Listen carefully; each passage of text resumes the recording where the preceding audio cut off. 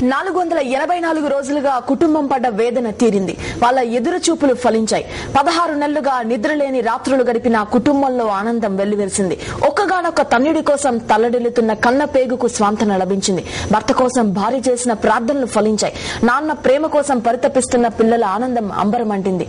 అన్న రాకక ఎదురు చూస్తున్న చెల్లికి కొండంత ధైర్యం వచ్చింది.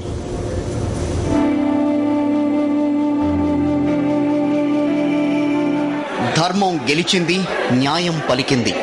జగన్ కు బెయిల్ లభించింది. దివంగత ముఖ్యమంత్రి వైఎస్ఆర్ కుటుంబంలో సంబరం అంబరాన్నంటింది.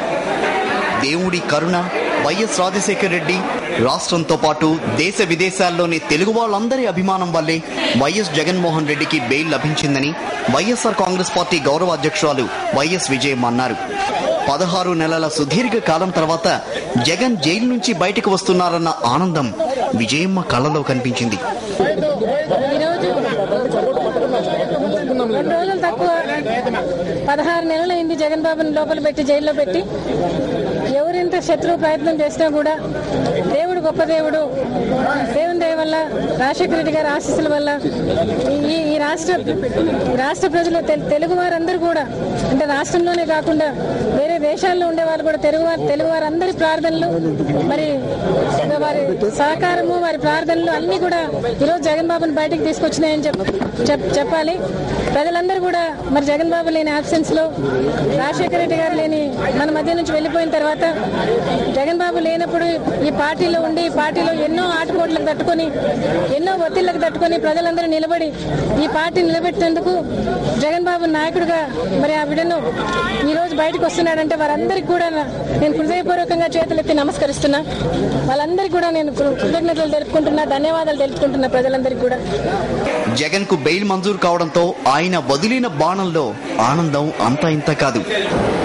So the wait has been very long, so the rejoicing also has been very strong. So we feel that God has given us justice. The public response is very good. The affection they have for Dr. Rajshekar Reddy is amazing. No matter which region, Telangana, Rayalaseema or coastal, the affection has been universal in every region for Dr. Reddy. And there were people coming up and saying, your dad did this, your dad's government did that, did this. You know, there were so many beneficiaries that still remembered what he did. And that regard is passed on to his son, Jagan Mohan Reddy. They think that Mr. Jagan Mohan Reddy, as the heir of Dr. Rajshekar Reddy, is going to bring back that same development, that same era, that same welfare that he thought of. So they are absolutely. So YSRCP has made its way into crores, into the hearts of crores of people.